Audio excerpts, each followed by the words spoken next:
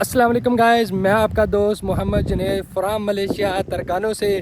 تو آج کی جو میری ویڈیو ہے وہ ہے اٹلی ورک ویزا انٹرویو کے ریلیٹڈ۔ جو پاکستان سے انٹرویو ہوتا ہے وہ کیا ہوتا ہے، کیا پروسیجر ہے، ساری ڈیٹیل میں آپ کے ساتھ شیئر کرنے والا ہوں۔ ریسنٹلی ابھی میرا ایک دوست جس کو میں نے اپوائنٹمنٹ لے کے دی تھی، اس نے جا کے اپنا ویزا سبمٹ وغیرہ کرایا اور اس کو انٹرویو کی کال آئی تھی، وہ انٹرویو دے کے آیا ہے۔ تو میں آپ کو وہ بتاؤں گا کہ اس نے انٹرویو میں کیا کیا جواب دیے اور کیا کیا انہوں نے سوالات کیے اور کیا کیا اس نے جوابات دیے ان سوالوں کے۔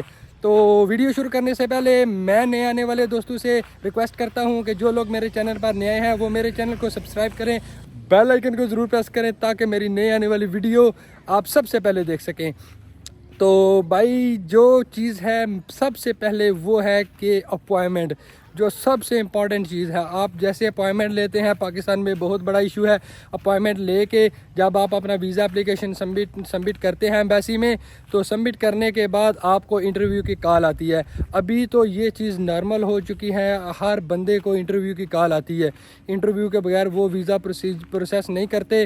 پہلے ہوا کرتا تھا ایسے کہ پہلے انٹرویو کی کال وغیرہ کوئی نہیں آتی تھی، نارملی وہ ویزا پیسٹ کر کے دے دیتے تھے۔ ابھی ہر بندے کے پاس نولا ہوتا ہے، ہر بندے کے پاس ویزا آیا ہوا ہے، تو اس لیے امبیسڈر 1 بائی 1 بندے کو فزیکل طور پر امبیسی میں بلا کے، چاہے وہ کال کے ذریعے بلاتے ہیں، ای میل کے ذریعے بلاتے ہیں، بندے کو امبیسی میں فزیکل طور پہ بلا کے اس کا انٹرویو کرتے ہیں۔ اور کچھ کیسز میں ایسا ہوتا ہے کہ 100 میں سے 5% یا 3% آپ سمجھ لیں کہ آپ کا جو وہ انٹرویو لیں گے وہ کال پہ لیں گے، لیکن زیادہ موسٹ جو دیکھے گئے کیسز ہیں ان میں وہ فزیکل طور پر بندے کو امبیسی بلا کر وہاں انٹرویو بندے کا لیتے ہیں۔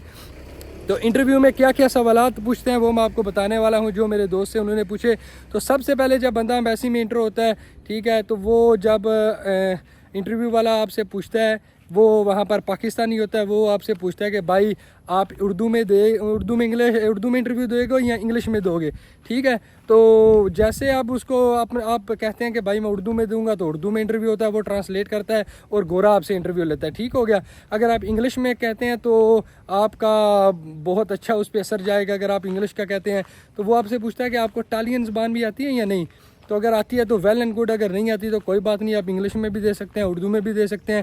تو اچھا، اگر آپ انگلش میں دینا چاہتے ہیں تو وہ انگلش میں وہ گورا آپ سے خود کوسچننگ کرے گا، ٹھیک ہو گیا۔ وہ آپ سے سب سے پہلے جو سوال کرے گا کامن کوسچن ہے کہ آپ کا نام کیا ہے، وہ آپ اپنا نام بتائیں گے۔ دوسرا وہ کوسچن کرے گا کہ آپ کی ڈیٹ آف برتھ کیا ہے، ٹھیک ہے۔ جو میں سوال بتا رہا ہوں وہ میرے دوست سے پوچھے گئے ہیں، ان میں سے آپ سے کچھ ایک زیادہ پوچھ سکتے ہیں، کچھ کم پوچھ سکتے ہیں، وہ امبیسڈر پہ ڈیپینڈ کرتا ہے۔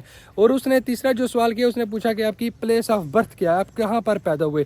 تو آپ نے ایز اے پاسپورٹ کو مد نظر رکھتے ہوئے بتانا ہے کہ پاسپورٹ پہ جو سٹی لکھی ہوتی ہے کہ میں فلاں جگہ پر میری پلیس آف برتھ ہے، ٹھیک ہو گیا۔ اور جو چوتھا سوال اس نے کیا تھا وہ یہ کیا تھا کہ آپ کو اٹلی کون بلا رہا ہے، آپ کو ویزا کس نے دیا ہے۔ جس بندے نے آپ کو اسپانسر کیا ہے ویزا، جو بھی آپ اس کا نام بتائیں گے، اگر آپ کا وہ کوئی گورا بوس ہے یا کوئی بھی، آپ اس کا نام بتائیں گے، تو وہ آپ سے 5واں سوال کریں گے کہ آپ نے کتنے پیسوں میں یہ ویزا لیا۔ تو جتنی انہوں نے ٹیکس وہاں دیا ہوگا، جتنی فیس انہوں نے وہاں پے کی ہوگی، آپ بتائیں کہ میں نے اتنے پیسوں میں ویزا لیا، ٹھیک ہو گیا۔ اور وہ آپ سے آگے چھٹا سوال کریں گے کہ بھائی آپ کی سیلری کتنی ہے۔ آپ نے اپنی سیلری بتانی ہے کہ ہماری اٹلی کے جو رول اینڈ ریگولیشن ہے اس کے مطلب، جو لا ہے اس کے مطابق جو ہماری سیلری ہے 700 یورو 800 جتنی بھی ہے، واٹ ایور جو بھی آپ نے اس کو بتا دینا ہے، ٹھیک ہو گیا۔ اس کے بعد امبیسڈر آپ سے یہ پوچھے گا کہ آپ اٹلی میں اپنا فیوچر دیکھ رہے ہیں۔ تو بھائی یہ بہت ہی امپورٹنٹ کوسچن ہے اس کا، ٹھیک ہے۔ اس کا جواب آپ نے دھیان سے دینا ہے۔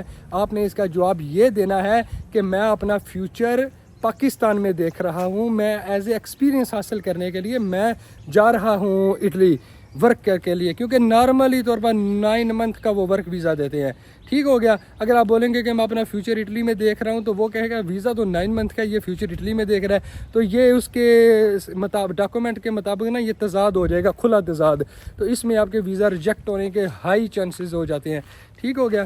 اس کے بعد امبیسڈر آپ سے پوچھے گا کہ آپ وہاں پر جب کام کریں گے تو آپ اپنے مالک سے کس زبان میں کمیونیکیشن کریں گے، آپ کون سی زبان استعمال کریں گے۔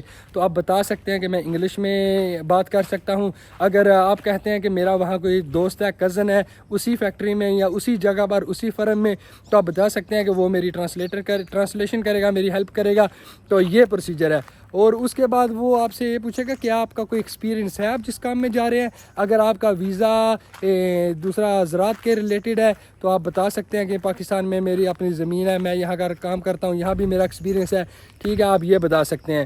تو اگر آپ کا ویزا گھریلو ملازمین کا ہے یا اور کسی سیکٹر کا ہے تو آپ اسے وہ بھی بتا سکتے ہیں. اگر ہوٹل کا ویزا تو آپ اسے بتا سکتے ہیں کہ بھائی میرا ہوٹل پہ ایکسپیرینس ہے, میں نے یہاں کام کیا ہوا ہے, ٹھیک ہو گیا. یہ سارا پروسیجر.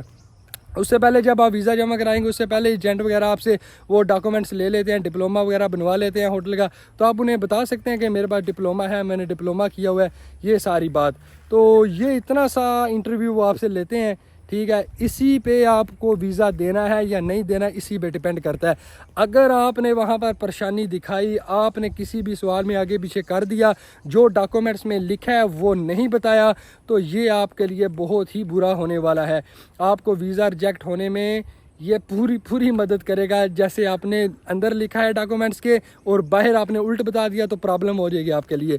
تو کیونکہ پاکستان میں ابھی بہت ہی زیادہ اسٹرک یہ کام کیا امبیسڈروں نے, امبیسڈر اٹلی کے جو امبیسڈرز ہیں انہوں نے بہت ہی سخت قانون بنا دیا ہے کہ انٹرویو لیں گے جس پر ان کو یقین آئے گا. جیسے ٹورسٹ ویزا ہوتا ہے ان کو یقین آتا ہے کہ بھائی یہ بندہ واپس آئے گا کہ نہیں آئے گا, ایسے ہی انہوں نے ورک ویزے کو بھی کر دیا ہے. جب ان کو یقین آئے گا وہ کویسچننگ اپنی کریں گے, بندے سے سیٹیفائی ہوں گے تو ہی بندے کو ویزا ایشو کریں گے. تب بھی بعد میں 2 مہینے 2.5 مہینے لگ جاتے ہیں ویزا آنے میں, ٹھیک ہے, کافی ٹائم لگ جاتا ہے. پاکستان میں اتنا ابھی کام سلو ہو رہا ہے کیونکہ اپلیکینٹ بہت زیادہ ہے, ٹھیک ہے, امبیسی بھری ہوئی ہے ڈاکومنٹ سے, ٹھیک ہو گیا. ہر بندے کے پاس نولا استا وغیرہ پڑا ہوا ہے. تو یہ چیزیں نارملی وہ جرنلی آپ سے سوال کر سکتا ہے, اور آپ سے یہ بھی پوچھ سکتا ہے کہ آپ وہاں اٹلی میں جا کر کہاں رہیں گے. آپ نے وہ بتا دینا کہ میں اس شہر میں جا کے یہ میری رہائش ہے, وہ مجھے جو میرا امپلائی ہے وہ مجھے پرووائڈ کر رہا ہے, میں اس کی رہائش پر رہوں گا. اور وہ یہ آپ سے پوچھ سکتا ہے کہ بھائی آپ کس سٹی میں کام کرو گے, وہاں جا کے آپ سٹی کا نام یاد رکھیں, ٹھیک ہے. یہ کامن کویسچن آپ ان میں سے وہ امبیسڈر آپ سے کچھ بھی پوچھ سکتا ہے, ٹھیک ہو گیا. تو میرا دوستو انٹرویو دے کے آ گیا, باقی آگے اللہ بہتر جانتا ہے ویزا گرانٹ کرتے ہیں کہ نہیں کرتے. یہ سارا پروسیجر ہو چکا ہے. ابھی اس کے بعد ابھی ویزے کا انتظار ہے کہ وہ مہینے بعد آتا ہے, 15 دن بعد آتا ہے, کیا پروسیجر ہوتا ہے باقی اللہ بہتر جانتا ہے. تو بندے کو جانے سے پہلے ویزے کے انٹرویو کی اچھی سے تیاری کرنی چاہیے, ٹھیک ہو گیا.